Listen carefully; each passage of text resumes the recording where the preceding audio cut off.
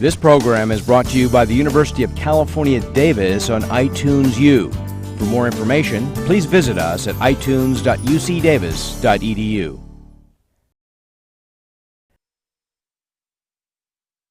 So, lecture number 15 or 16, I think it's 15.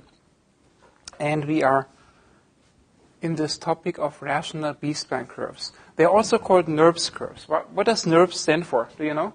Have you looked it up? Non-uniform rational B-splines. Yeah. So the BS is really B-splines, okay? B-spline. The R is for rational, and the NU is for non-uniform, right? We already know what B-splines are. Do we know what rational B-splines are? No, not yet. What does the non-uniform refer to?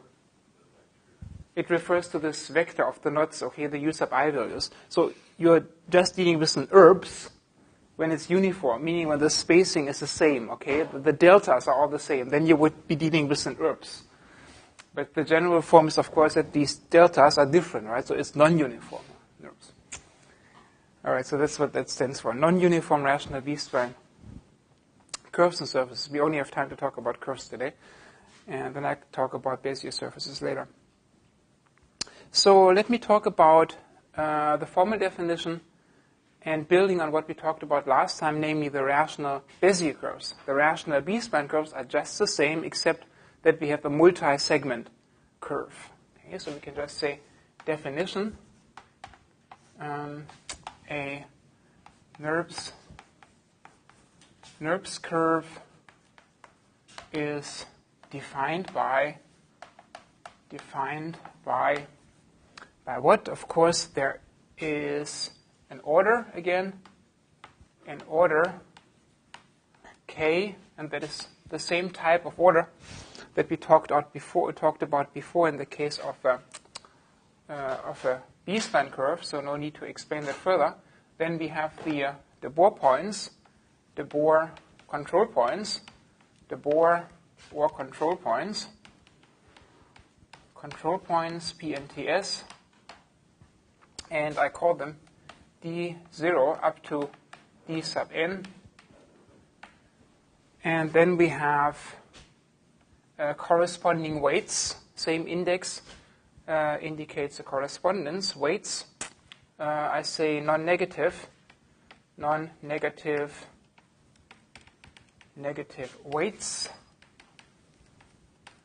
weights, and they are called weight 0 up to weight n. And then we have the knot vector. And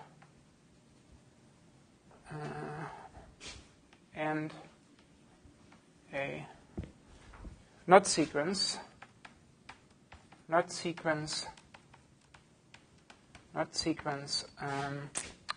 U0 smaller equal U1 smaller equal bam bam bam.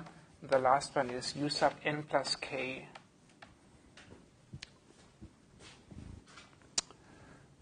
Is defined by and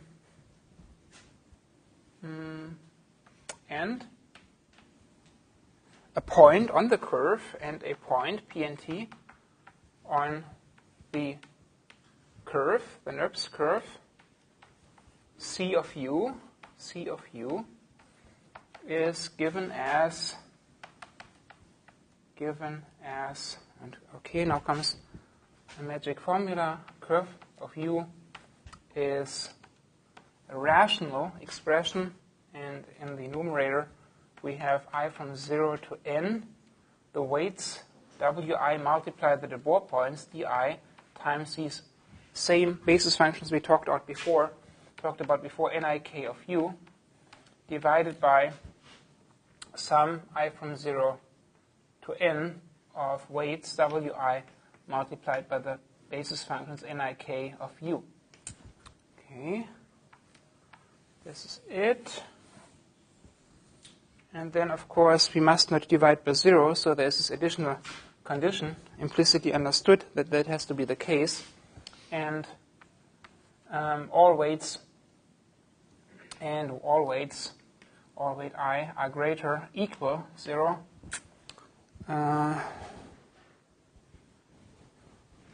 And this expression, sum I from 0 to n of all weights multiplied by the nik's of u has to be greater than 0. Okay? So we don't divide by 0. Formal definition, this is all your computer really needs, right? And the computer can digest this formula, you just plug it in, you code it up, you write a loop to evaluate the sum, and you divide by these expressions, and that's it. But I also would like to talk about the relationship between the NURBS curve and the traditional, normal B-spline curve through this concept of homogeneous coordinates, or this projection step that's involved there, projective geometry. Let's just see, but can also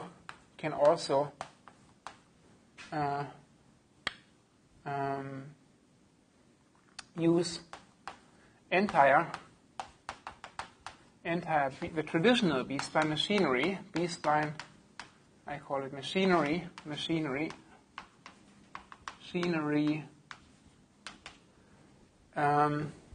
by I just say embedding, not quite correct, but it's okay, but by embedding a 2D, a two-dimensional NURBS curve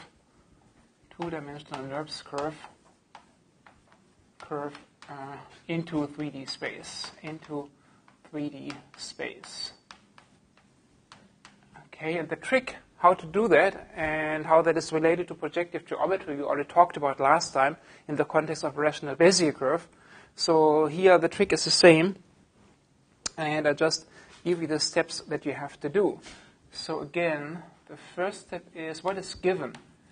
Given are these individual points, the di's, and they are in 2D. Okay, so the di's have an x and a yi component, and then you have the weights, right? The weight i's, wi's.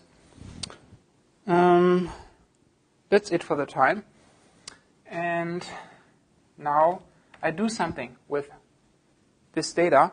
I map it into a 3D space via this central projection. And I had an illustration for that on the board last time. So I just call it map to 3D space. And you have this beautiful illustration in your notes from last time how to do that, or how that relates to projective geometry. From these di's, I construct di stars, and they will have 3 components or coordinates. And the first one is just the weight multiplying the x component, the weight multiplying the y component, and the weight itself as the third component. So I go from 2D to 3D space, and then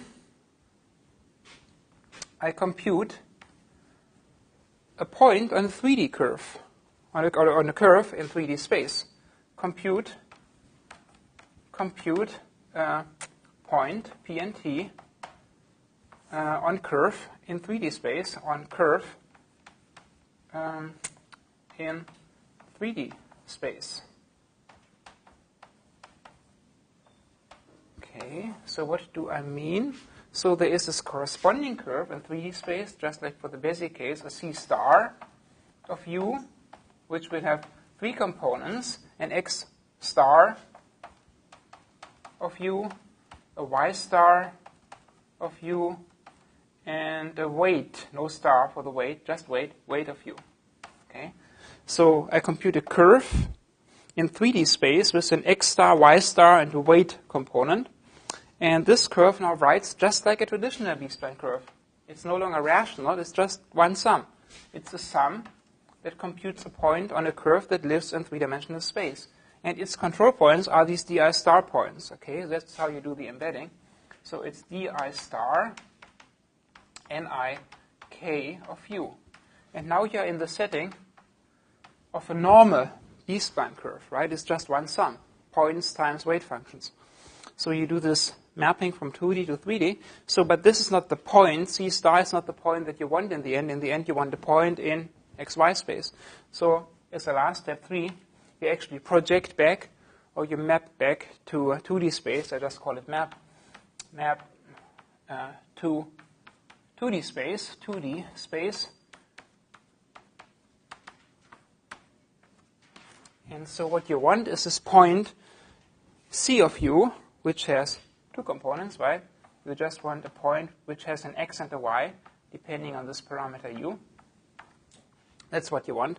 And how is this point C of u related to the C star point? That's the issue. And that is just by dividing the first two coordinates by the third. So you get the point C of u is defined by taking the x star component of u, divide by the weight of u, and then the second coordinate y is obtained by dividing y star of u over the weight of u. And that's the point you want. That's the actual point, x of u and y of u. And that's cool. So you do have to do a rational step, right, the division, but you do this division as a very last step here. And again, I had a picture on the board what this means in terms of projective geometry, right? There's something going on, taking a point from the plane, mapping it on this ray into 3D space, and evaluating in 3D space and mapping it back into the plane. And why is this cool? Well, it's cool for two reasons. A, the geometrical derivation for this is very nice, and B, you can use all your algorithms, namely the de Boer algorithm, to compute a point. You can still do that, right? You just now have to carry along three components, the first, the second, and the third. That's it. But this expression there, this sum, is just like formally just like a traditional B-spline curve in 2D space in the plane. And then in the end, you do this one division step. That's it.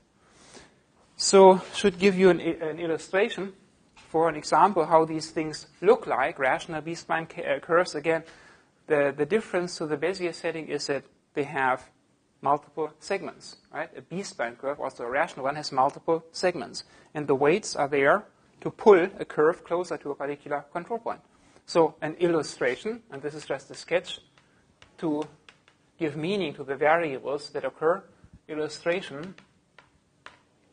So just draw 1, 2, 3, 4, 5 happy control points. And they are still called D0 and weight 0, D1 and weight 1, Di and weight I, Dn minus 1 and weight n minus 1, and Dn and weight n. And then you have the knot vector u, and say here I do a sketch for a curve of order 3, so rational quadratics. In this case, I would have 1 to 3 segments, so there would be 3 relevant domain intervals, and then 2 to the left, 2 to the right, knots. So here's the domain. So this is U0, U1, U2, U3, U4, U5, U6, U7. Okay, so there will be three segments, and let's say all the weights are 1, and I just want to show illustrate the effect of this weight Wi being very large. Well, it will pull the curve. So let's say weight 0 is 1, weight 1 is 1, weight n minus 1 is 1, and this last weight n is also 1. But I say this particular weight is very high, very large. Say it's 1,000. Okay. If you deal with the traditional B-spline setting, you know that the curve would look somewhat like this. A parabola, a parabola, a parabola, right? This would be the sketch of the curve if all the weights were 1. It's not the case. Here, I said this middle weight there, Wi is very high. What's the effect? Well, the effect is that this particular arc will be pulled toward the control point. Okay? So again, the curve will pass through these somewhere, through these polygons, and it will be pulled toward that control point. So the curve will probably look somewhat like that. Pulled toward the control point. And these also will be affected a little bit and pulled toward that, but then the other ones won't, right? You know that it's just a local local control. So here we will have this behavior and then here that behavior. So 3 segments where, so this one is really pulled toward that control point, right? So I just say segment pulled towards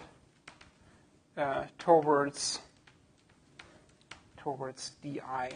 That's the effect of big weights. And again, in the limit, if you were to set all these weights very, very large, well, then you would get a segment that lies very, very close to the polygon itself, right? And so again, the types of arcs that you get in this particular setting, you get of course line segments, parabolas, elliptic arcs, and hyperbolic arcs, right? In this particular setting for k equals 3. Okay, so that's an example. Is this cool and does it make sense how this works and what the meaning is and everything?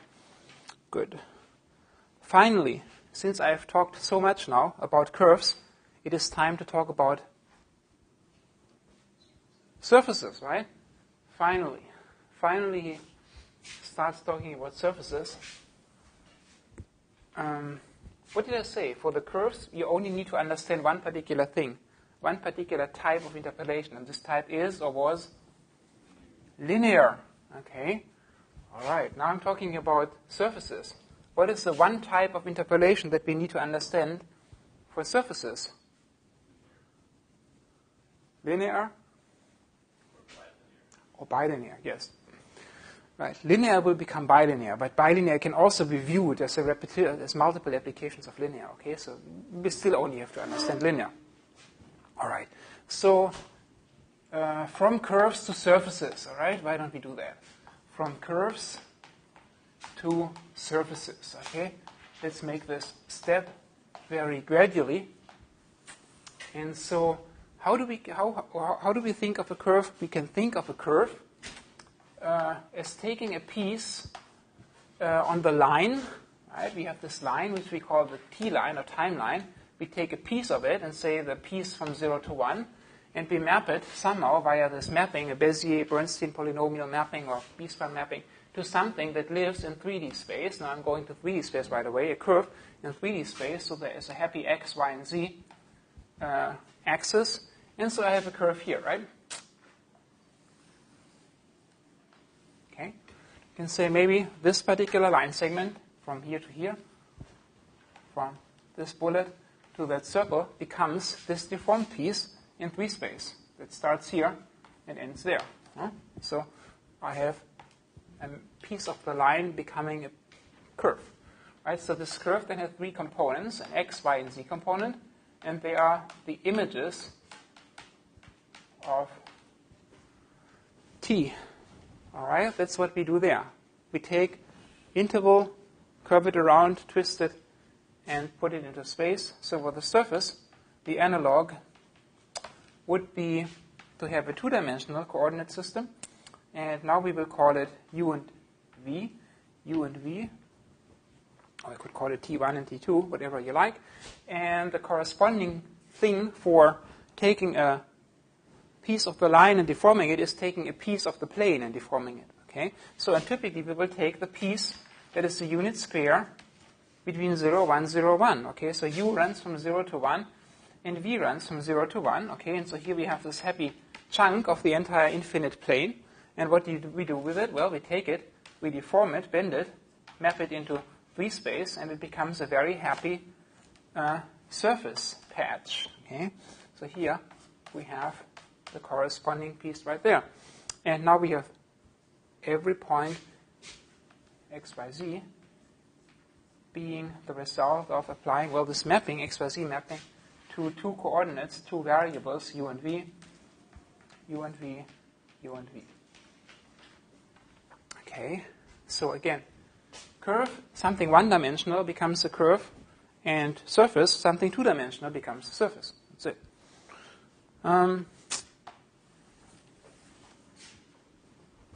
This is all the parametric setting, right?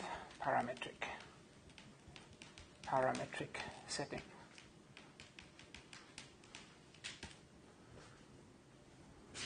So I should go right away into the Bezier surface and talk about the simplest one, how it's defined and make a picture and how to evaluate it, how to compute a point on it.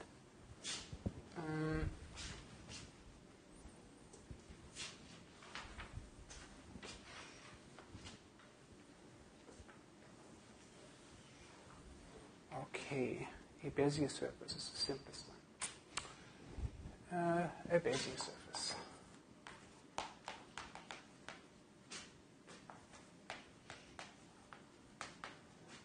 Okay, should give you the illustration and should give you the formal definition.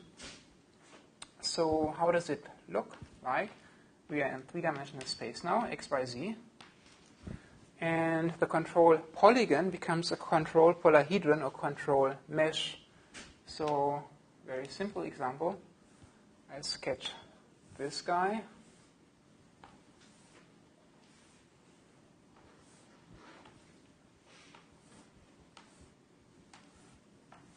Okay, this is a control mesh in 3-space.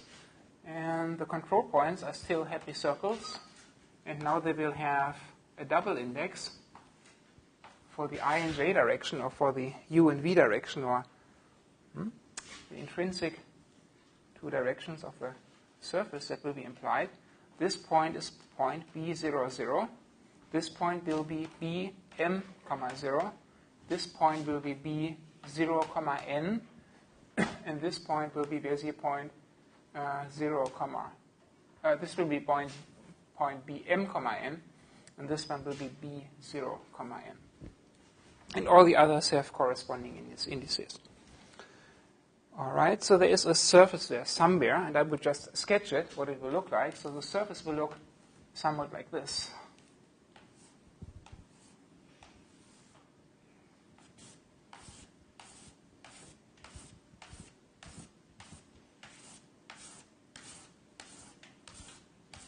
Okay. So now you need the formal definition of a point on that surface, right?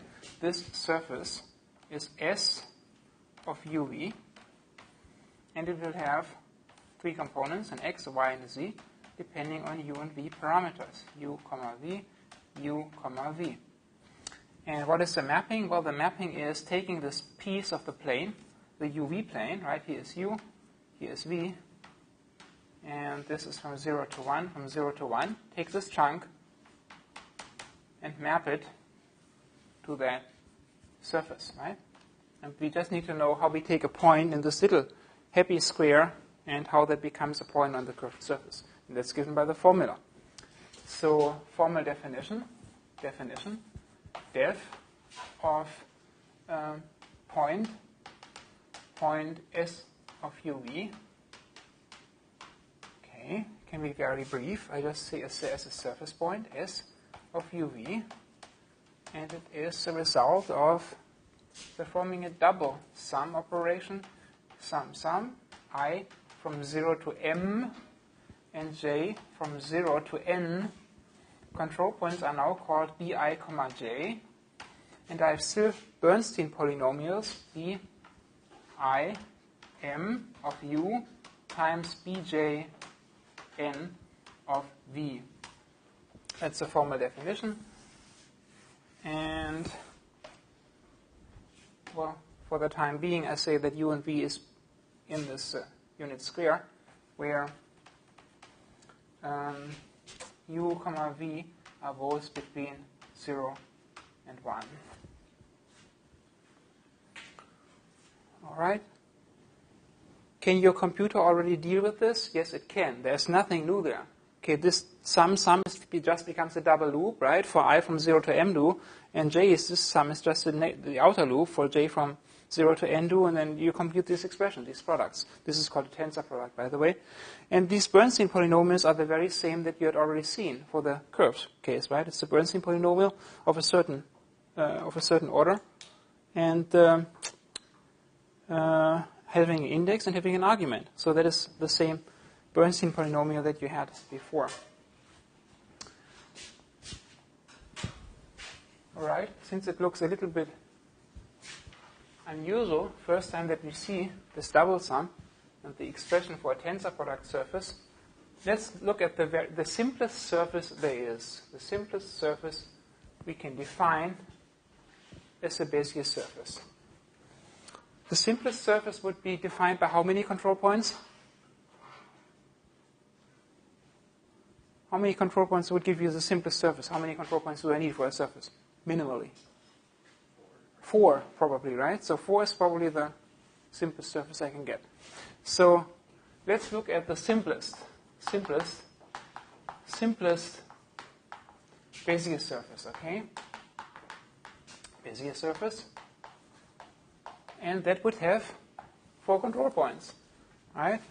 So it would live here happily in XYZ space and would have 4 control points, 1, 2, 3, and 4.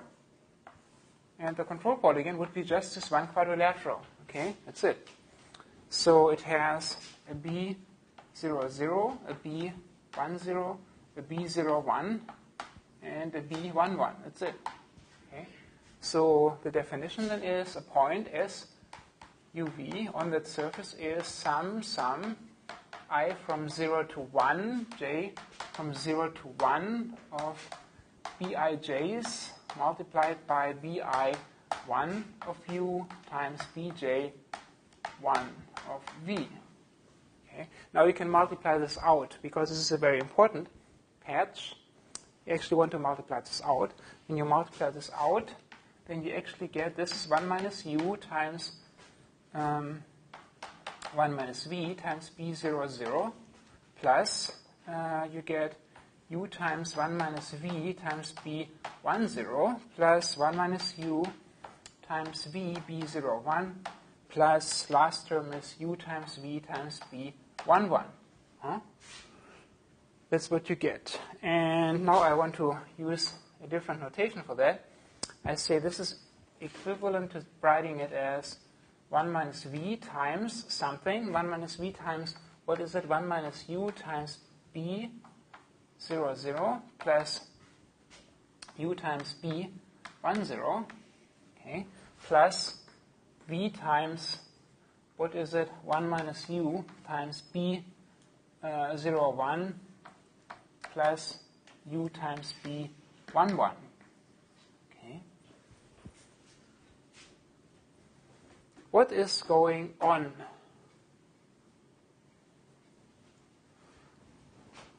This is bilinear. A representation, why is something bilinear? Well, these Bernstein polynomials are both linear. So when I multiply them in this tensor product form, I will have something that is bilinear. It's linear in U and it's also linear in V. That's why this whole expression is called a bilinear Bezier patch. The other thing is I said, well, we can reduce this bilinear expression back to just linear interpolation, and that's what I've done here.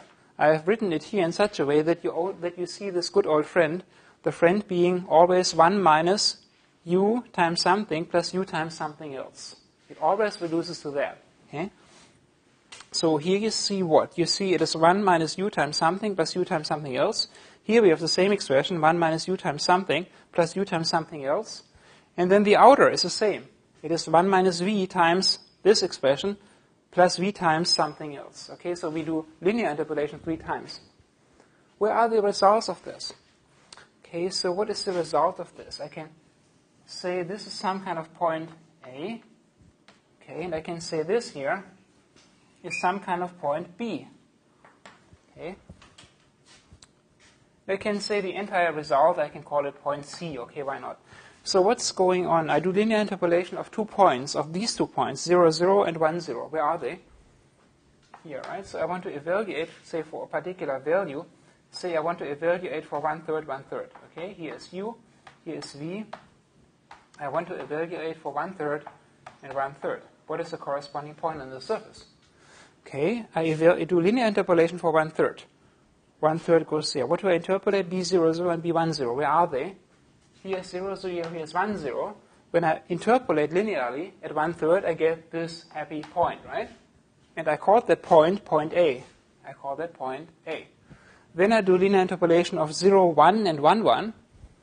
0, 1 is here, 1, 1 is here, and 1/3 along this line segment gives you that point. Okay, and I call that point Mr. B.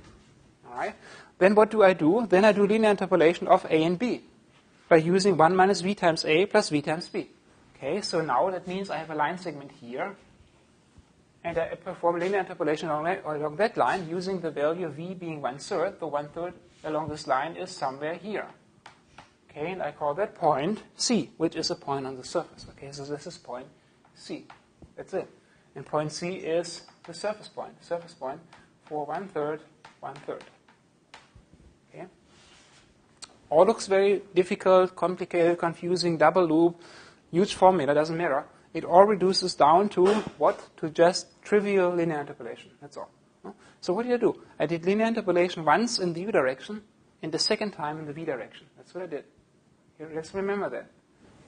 I did 2 linear interpolation steps, one in u and one in v. In u and in v. Okay. So this thing has a particular name. This is the very important bilinear patch. The bilinear patch. And of course it's obtained via bilinear interpolation, right? Bilinear patch, bilinear interpolation, and so forth. So that's that. Now, how can we use this insight also to computing points on a general surface? The insight being performing linear interpolation in the u direction and performing linear interpolation in the v direction.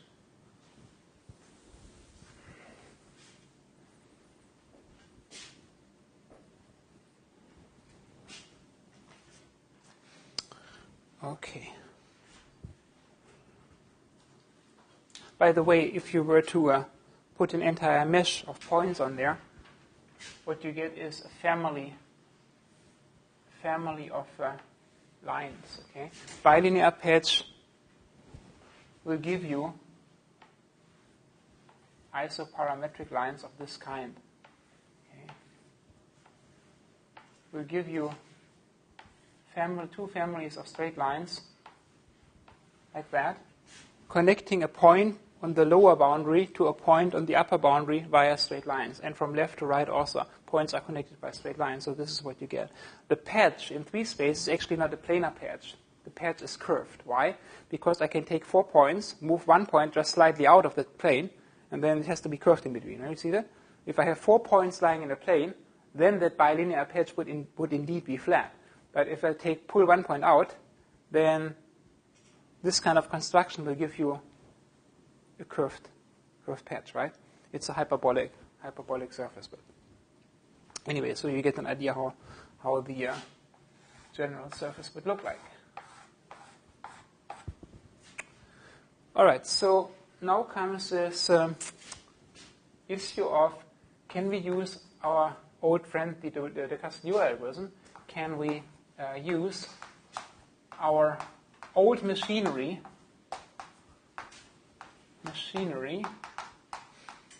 and the old machinery was de Castillo,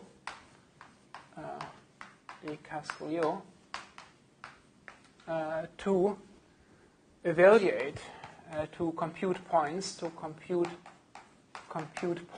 PNTS on a Bezier surface, Bezier surface. Okay. If I ask the question this way, then it's of course rhetorical, and yes, you can. Yes. So I have to give you the recipe why this is. Yes. All right. The answer is, I just write this double sum in a different way. Let's rewrite the double sum expression. Okay, so how do I do that? So the double sum expression is this one. I have a surface S depending on u and v, and initially it is this double sum I from 0 to m, j from 0 to n of points bij times bim of u times bjn of v. Okay. How can I reduce this possibly to just a bunch of linear interpolation steps? Well, I can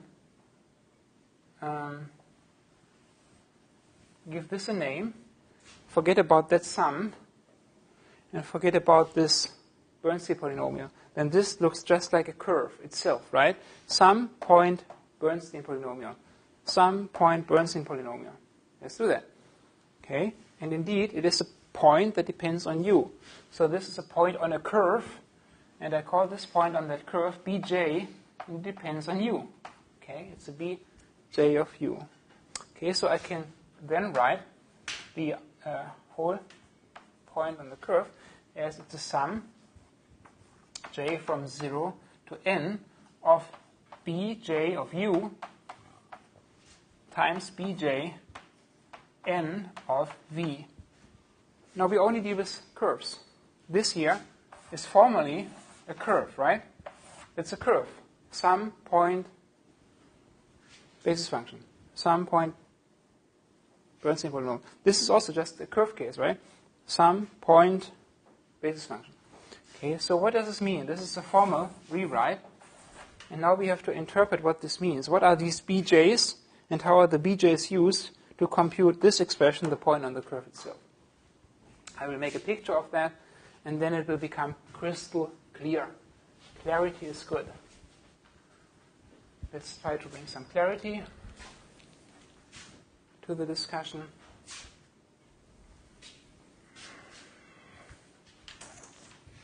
All right.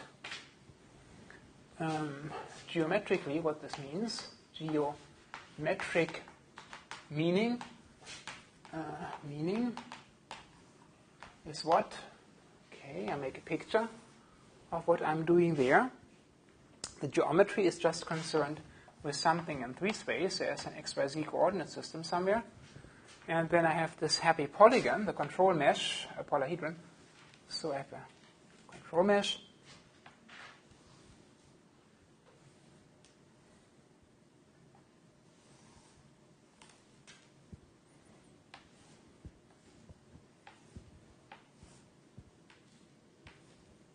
Points, original points. And for this example, we have m equals n equals 2. So it's a quadratic, so it's a biquadratic patch. This is B 0, 0. This one is B 2, 0. This guy is B 2, 2. This guy is B 1, 2. This guy is B 0, 2. And this one would be B 0, 1, and so forth. All right, what do? I want to take this mesh and only perform a bunch of curve steps. Where are those curve steps? Or curve evaluation steps? These they are. I have to compute a bj of u for j going from 0 to n, j going from 0 to 2. Okay? So I compute a b0 of u, a b1 of u, and a b2 of u. And these are points on curves. And these curves are where? These curves are defined by these polygons. That one, and that one. Okay, that's the interpretation. You interpret this row in the control mesh as the control polygon of a curve. And you apply your curve de Castelnau algorithm to evaluate it for somewhere. Let's say we want to evaluate it for 0.5, 0.5, okay? 1/2, 1/2, okay? Here's 0, here's 1, here's 0, here's 1. This is the u-axis and this is the v-axis, okay? I want to find the point for 1/2, 1/2, the point in the middle of the patch. And I evaluate in u direction for 1/2 this polygon, that polygon, that polygon. If I evaluate this polygon for 1/2, what I do? I do my standard de Castelnau step, right? 1/2, 1/2, and here is 1/2, correct? All right. So there's a point. Then I do it here, 1/2, 1/2, connector, and 1/2 is here. Right. So I have a point there. Now I also treat this polygon as if it was a polygon of a control of a Bezier curve. Here's 1/2, 1/2. I cut over, and here is the point for 1/2 there. Okay. I used 3 times the de Castelnau algorithm for a curve scheme. That is cool. Okay, but I'm not quite done that. I have to do one more step in the transversal direction, in the other direction, in V. Now I take these intermediate points, Vj's, connect them and have a new polygon and treat it as if it was the control polygon of a curve. Okay, so now I connect these intermediate points. This is the first point, B0 of 1/2, right? 1/2. This is the next point. Connect these guys.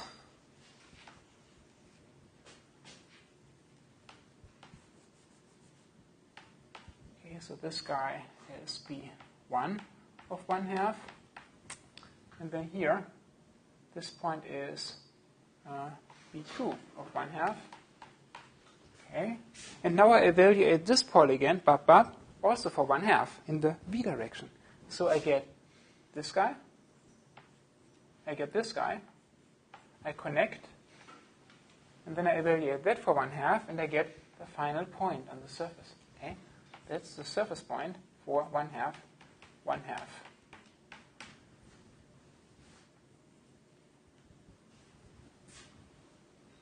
Okay, that's very cool.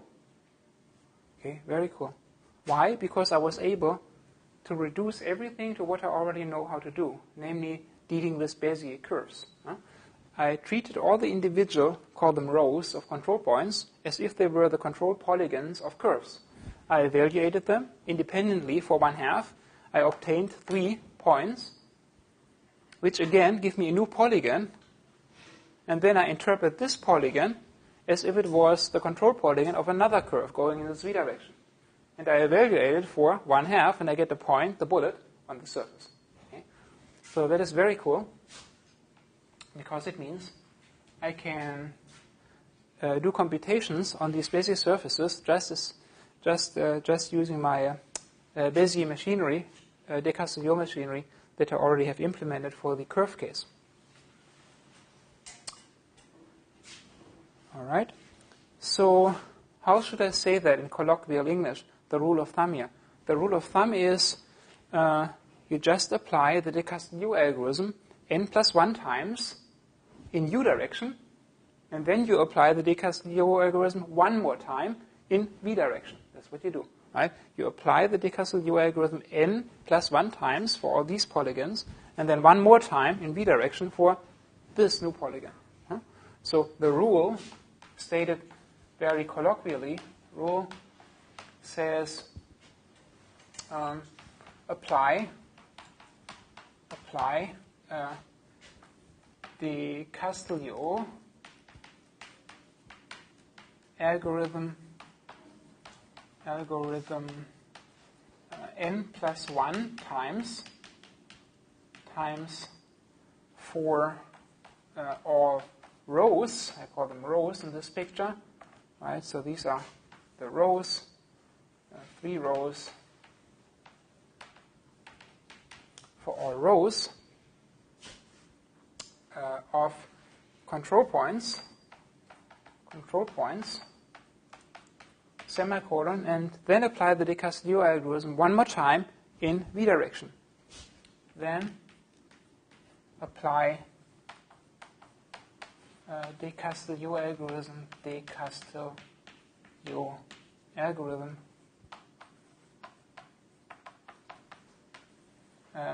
once in V direction.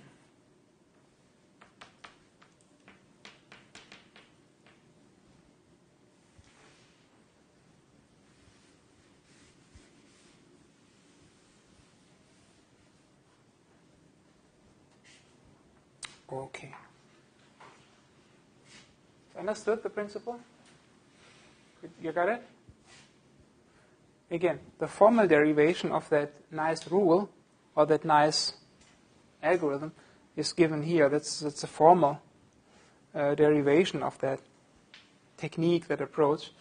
And here's the geometry of doing it that way. All right. Cool. Now we know how to compute a point on a Bezier surface. So I reduced it to the curve case, right?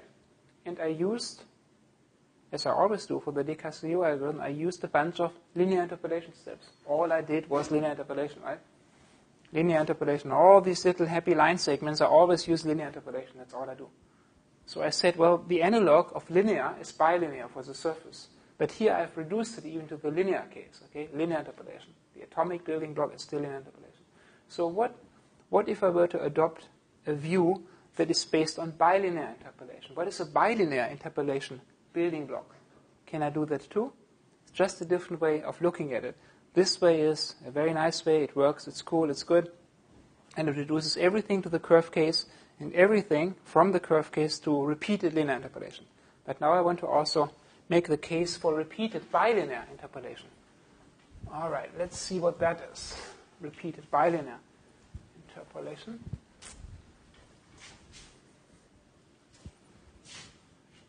Doesn't matter which of these viewpoints you prefer. They are equivalent and produce the same result. So that's why I say or consider bilinear interpolation as your building block. Bilinear interpolation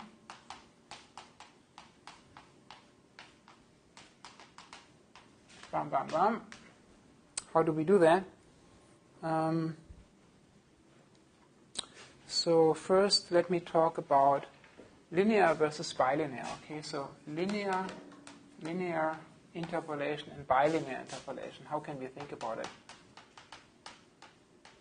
Okay, linear interpolation. I give you 2 points.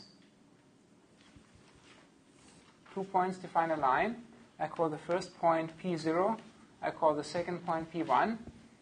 I have a timeline from 0 to 1, and I take some value there, and I map it to a corresponding point there, corresponding point P, and I say the point P of T, this is a linear interpolation formula, is 1 minus T times P naught plus T times P1, right? So that is the building block that does everything for us so far. Now, what is the corresponding picture and formula for the bilinear world? In the bilinear world, I start with 4 points in 3 space, or in any space. So the bilinear configuration looks like this. I have 4 points, and I need a double index correspondingly. The first point I call P00. The next one is called P10. This point would be called P01, and this point is point happy 11. Okay. What is the parameter space for such a thing? The parameter space for such a thing would be a double, right, 2-dimensional parameter space UV. And again, I parameterize it from 0, 1 to 0, 1. And want to evaluate, say, for that location, 2/3, 2/3. Where is the point on the bilinear patch? Well, it will lie somewhere here, right? So that's the corresponding point right there. Okay, what is the formula? It's bilinear, so it means I apply linear interpolation twice. I first do linear along this line, linear along that line, and then linear in the transversal direction. Okay, so here the building block is I compute a point P, depending on 2 variables, u and v, which is the bilinear result of saying 1 minus u, 1 times 1 minus v, times point in the lower left corner, P00, plus u times 1 minus v times 0.10, plus 1 minus u times v, 0.01, plus u times v, 0.11. Okay, so that is the corresponding formula. So this is how we compute a point on that bilinear patch. Linear world, bilinear world. And the bilinear world, again, can be reduced just to repeated linear interpolation steps. And so here I can call this, can say, can just say P is the result of lin-int, right? Linear interpolation for some parameter value T and 2 points, P0 and P1, right? Could say that's the way I codify that. Here I would just say that the point P is the result of bilinear, the bilinear interpolation. I call it bilin, int, bilinear interpolation, and the arguments for that function would be u, v, p, 0, 0, p1, 0, p0, 1, and p1, 1, right? So that's the way I could phrase it there. So these are the corresponding pictures. And now I can worry about reducing the computation of a point on a Bezier surface to a sequence of bilinear, not linear, bilinear interpolation steps. So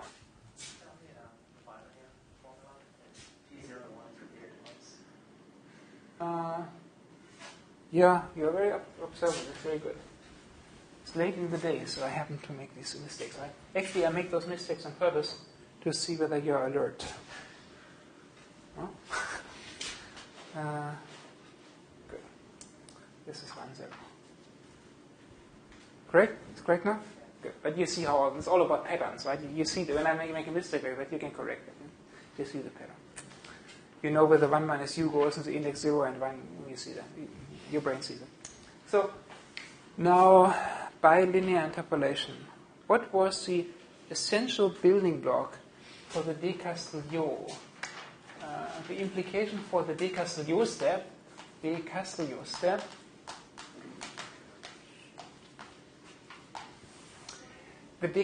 step for the curve was always, the essential step was always the following. You had two intermediate points and you computed a new one, right? There was some kind of Bezier point, bi k minus 1 or so, and this was some kind of point bi plus 1, k minus 1, and then you computed the next point of the next generation, right? And that point always was called bi generation k, right? That was the indexing in that world. And so here, in the bilinear setting, how would that indexing be? So here you have, okay, well, it makes sense. So here we have scheme like that. We have 4 points on one of these quadrilaterals. There's a bunch of them. So this is just one. If this is just one, then this guy would be called bij of generation k minus 1. So this guy would be called bi plus 1, j of generation k minus 1. This one would be bi plus 1, comma j plus 1 of generation k minus 1. And this guy would be called bi, comma j minus 1, bi j plus 1 of generation k minus 1. And we want to compute a point of the next generation, which would be the result of applying bilinear interpolation to those 4. So you would get a new point of the next generation there. And that point would be called bi, comma j, because this is the lowest index in that configuration, and it's of generation k. So this is the way this progression of bilinear interpolation steps relates to the progression of the linear interpolation steps. It's all the same. Now you just have to carry around one additional index and parameter. Okay, so this is the indexing scheme. Now that we know that, we can do an example how we can use repeated bilinear interpolation. Use repeated bilinear interpolation. Repeated bilinear interpolation int, okay, for what? Well, to compute a point on the surface. So use a biquadratic patch again.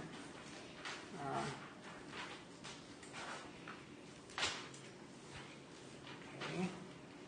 So this is a control mesh for that biquadratic patch, and I give these guys their proper names, and their proper names are here are the circles, Bezier points, Bezier point B00, Bezier point B10, Bezier point B20, so this is the next row, B10, 0, 1. This would be B1, 1. So this guy is B2, 1. This one must be B2, 2. This one is B1, 2. And this one must be B0, 2. Okay. And now I want to evaluate somewhere. Say I want to evaluate for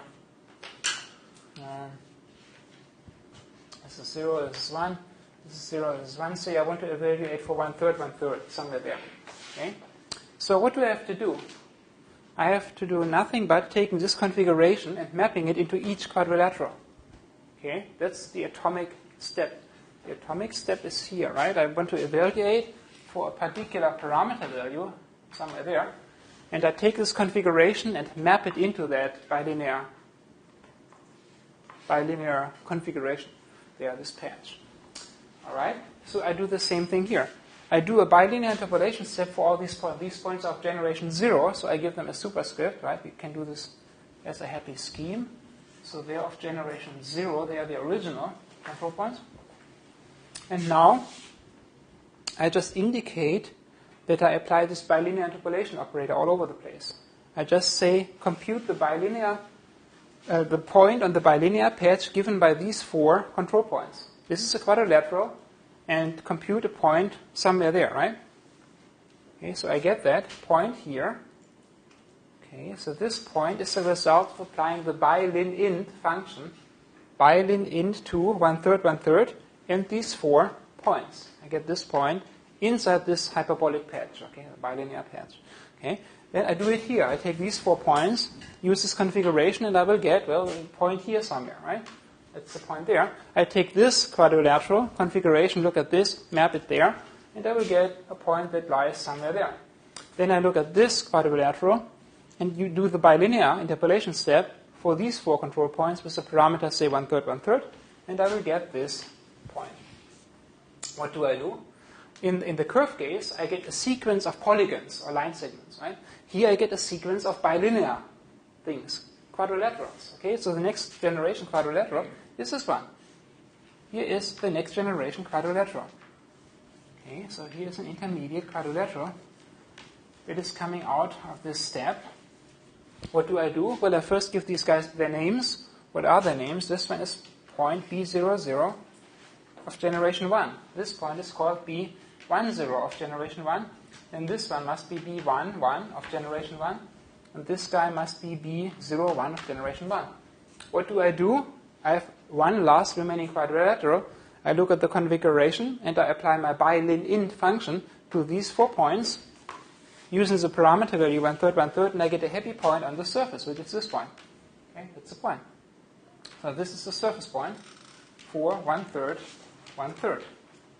Okay, and that also, using this indexing scheme, is called B00 generation 2. Very cool. That's it. That's it. And here this I said was 1/3, and I said this here is also 1/3. Okay. So we evaluated the surface for 1/3, 1/3 using a sequence of bilinear interpolation steps instead of linear. These are equivalent views. Okay, it doesn't matter which one you apply. Both ultimately lead you to having points on the surface. Let's do an example with numbers. Who likes numbers? Numerical. Do you like a numerical example? Let's compute a point, okay?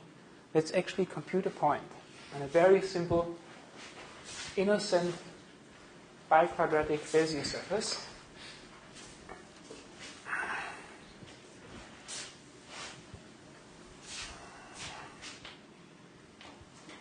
Okay, an example. Okay, got it. Example. Just say point P and T on quadratic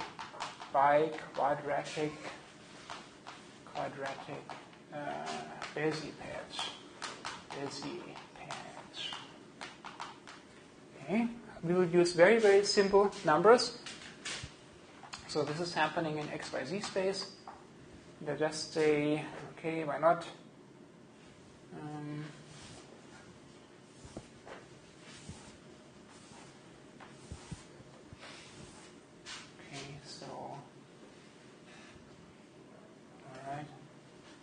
Here we have a point, here we have points. Points. So this is my control mesh. I want them all to lie in the plane except one that sticks out. Okay? So I say this is 0, this is 4, this is 8. So I say this is 0, this is 4, and this is 8. This is the xy plane, right? So here's x and here's y. And then z is going up. So they are all in the z equals 0 plane, except this guy is, let's say I make it 8 high. Okay? So the control polygon looks like this. Polygon, polygon, polygon, polygon. And then here it goes up, right? And then here it goes down. And it goes here, and it goes here, it goes there. Okay, so here and here. So you see the control mesh? The control mesh is all flat except this guy is the curved part, right? So I want to compute the point for 1/2, 1/2. Right, so the patch is there somewhere, and I want to evaluate for 1/2 and 1/2. Okay. Where's the point on the surface? Somewhere there is a curved patch here. Where is it? And I want to reduce it to the way I described it before. We just employ 3 steps of curve evaluation in u direction, and then we go once across in the v direction. Okay? What are the points? Step 1, first we evaluate in u direction. Okay, step 1.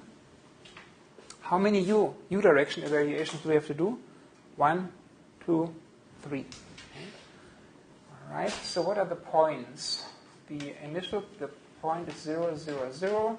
The other point is 4, 0, 0. The next point is 8, 0, 0. Okay. Fine.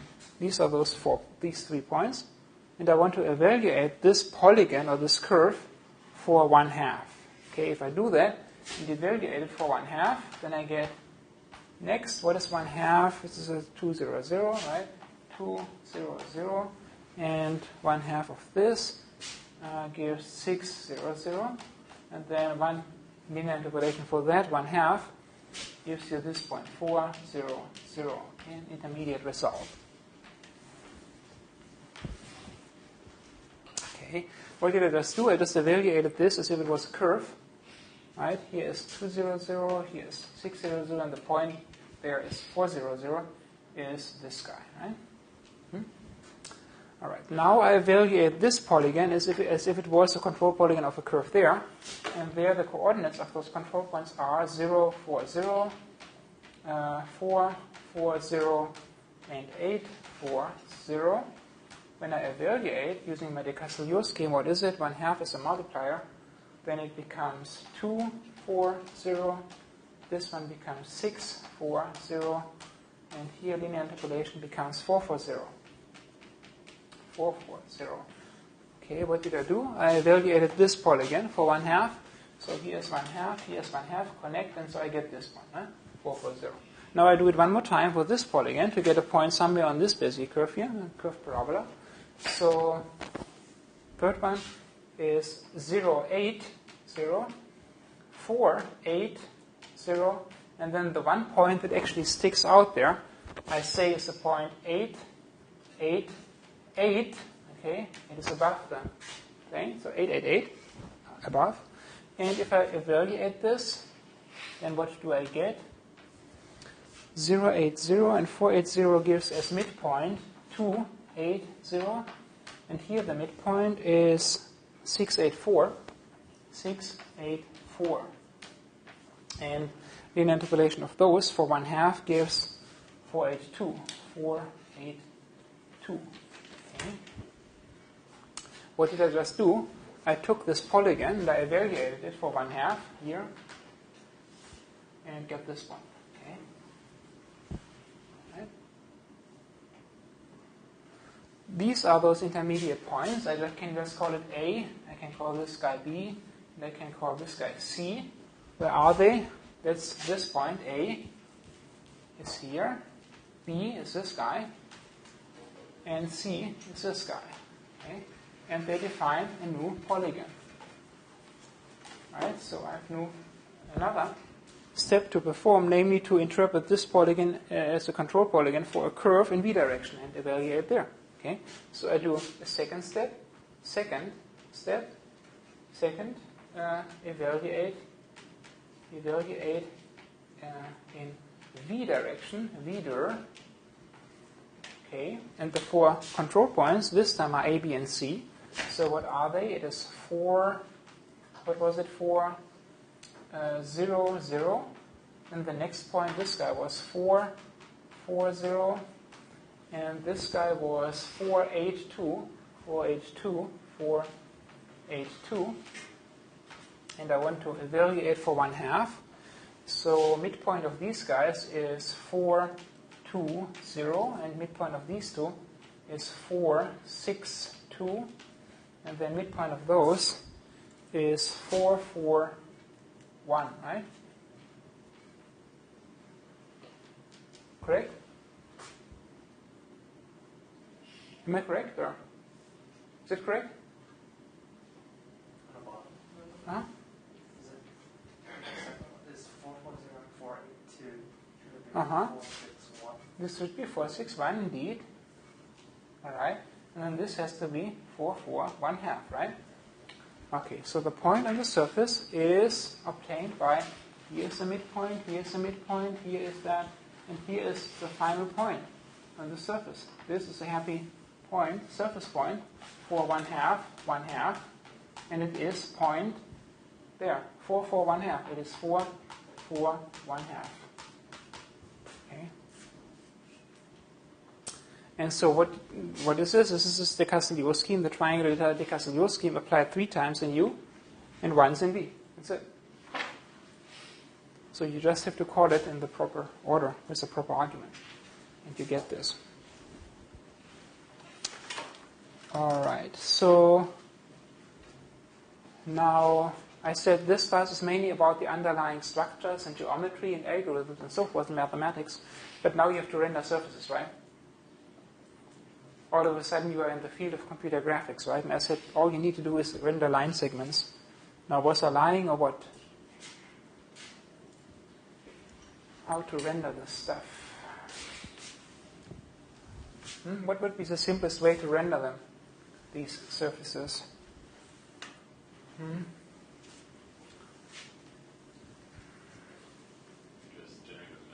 Just generate a mesh. Right.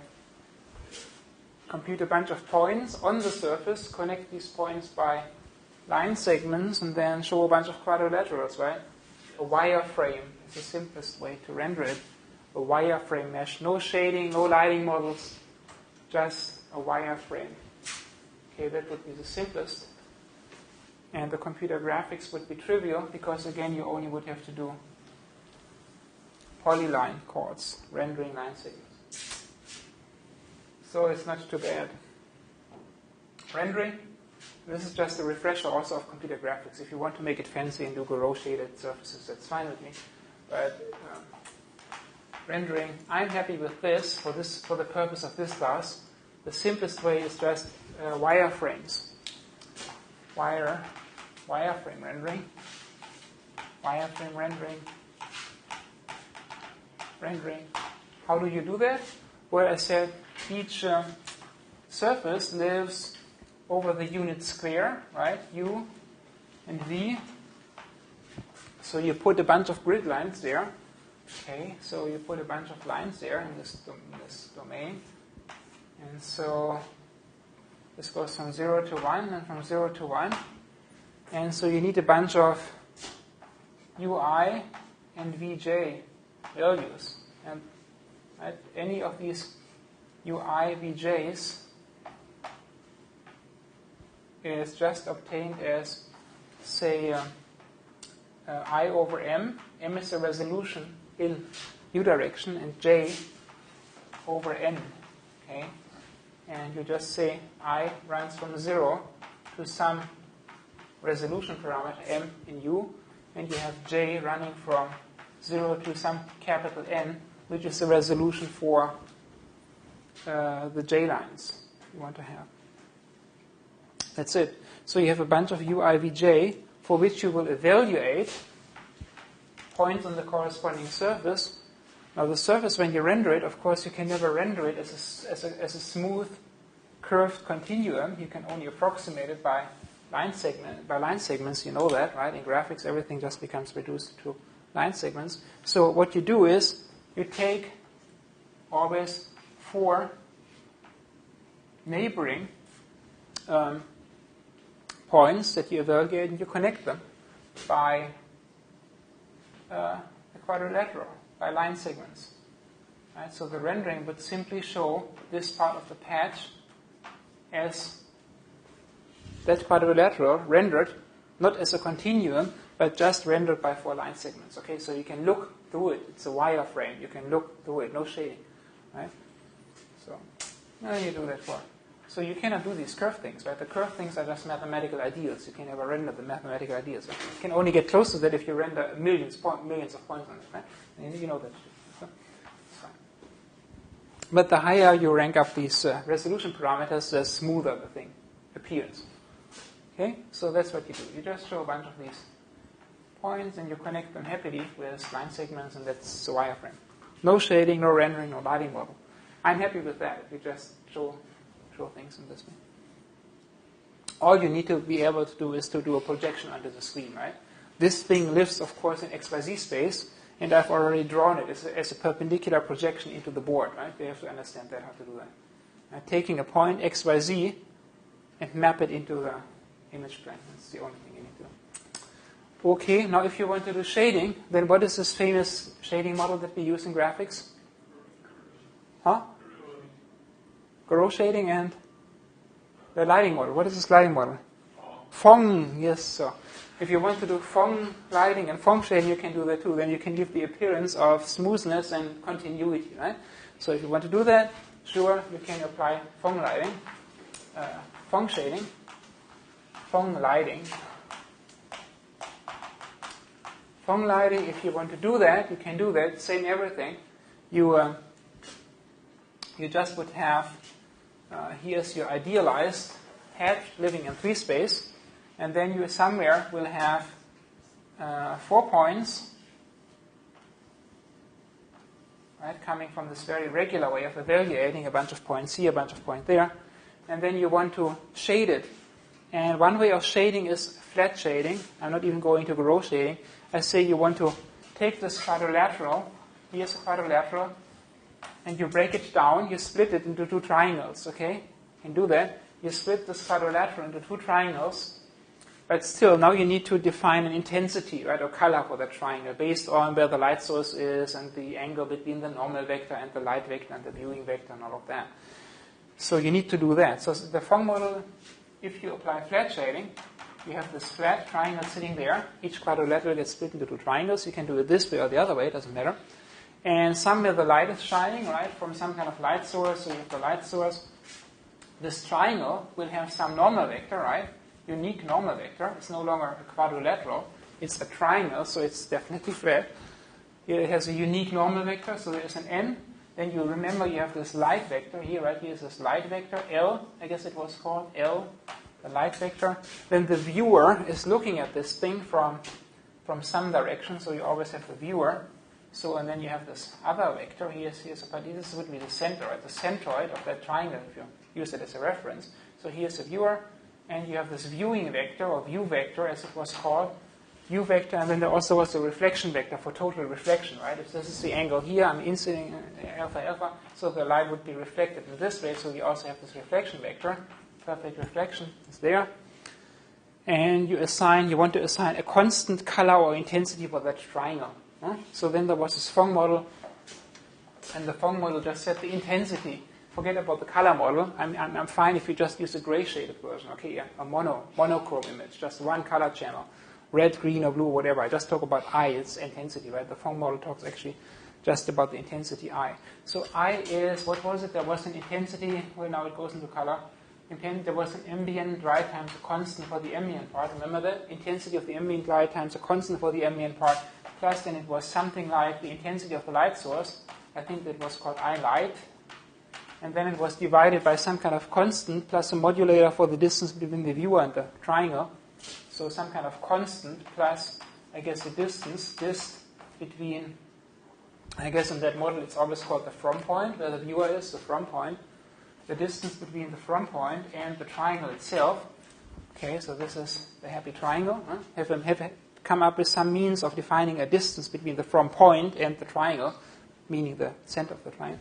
And then there was this that's multiplied by a coefficient for diffuse light, KD times n dot L, dot product of n, normal vector and the light vector, and then plus comes the specular component. If this is a metallic surface, then it would be K sub S times, I guess it was the reflection vector, R, dot product with the view vector to some from exponent n, right?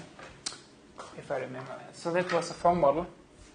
And this would allow you to show this surface using a bunch of triangular facets, which each would have a constant intensity, right? So you would have constant intensity triangles that you render. Right? That looks already much better than the wireframe. But again, for all the assignment there in class, I will be happy if you just do the wireframe rendering. Okay? All right, I'll see you Tuesday.